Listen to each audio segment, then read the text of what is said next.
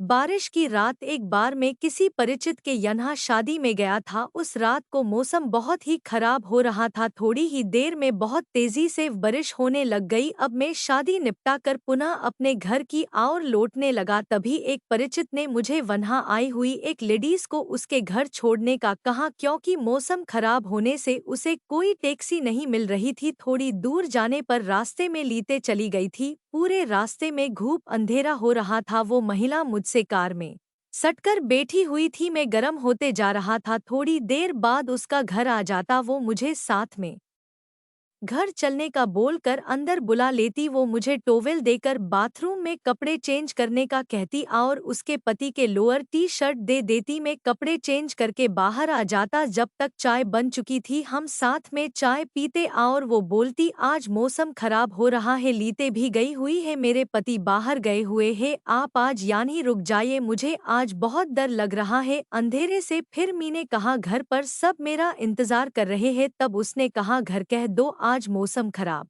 होने से मैं नहीं आ पाऊंगा। मैं भी उसे कहा ठीक है, मैं बोल देता हूँ। वो अपने कमरे में चली जाती है सोने और मैं मेरे कमरे में सोने चला जाता हूँ। पर अब मैं गर्म होते जा रहा था। मेरी आंखों से नींद गायब हो गई थी। मुझे बस वो ही दिख रही थी। मैं बस उसके साथ रात बिताना चाह रहा था, इसी जुगत में लगा हुआ था। तभी वो थोड़ी देर बाद मेरे पास आई और बोली, मुझे डर लग रहा है, आपको को परेशानी न हो तो मैं आज इसी रूम में सो जाती हूँ। मैंने बोला ठीक है। हम बात कर ही रहे थे कि अचानक बिजली चमकी और वो डर कर एकदम मेरी बाहों में आ गई। मेरे हाथ उसकी पीठ पर सा रह रहे थे। उसने गाउन के अंदर कुछ नहीं पहना था। उसके गोल गोल स्तन मेरे सीने पर महसूस HORHE थे। MIRA सामान US के ही सामान ऐसे ही सट गया। थोड़ी देर हम ऐसे ही चिपके रहे, फिर एक दूसरे से अलग हो गए। वो शर्मा के लाल हो गई। हम दोनों एक ही बेड पर सो जाते हैं। बेड बड़ा होने से हम दोनों के बीच में काफी दूरी थी। मैं उसके सेम दूसरी करवट करके सोने का नाटक करने लग गया। थोड़ी देर में उसकी नींद लग जाती है। मैं धीरे धीरे खसकते खसकते उसके बिल्कुल करीब पहुंच जाता। हम दोनों के बीच में बस अब कुछ इंच की ही गैप थी। अब और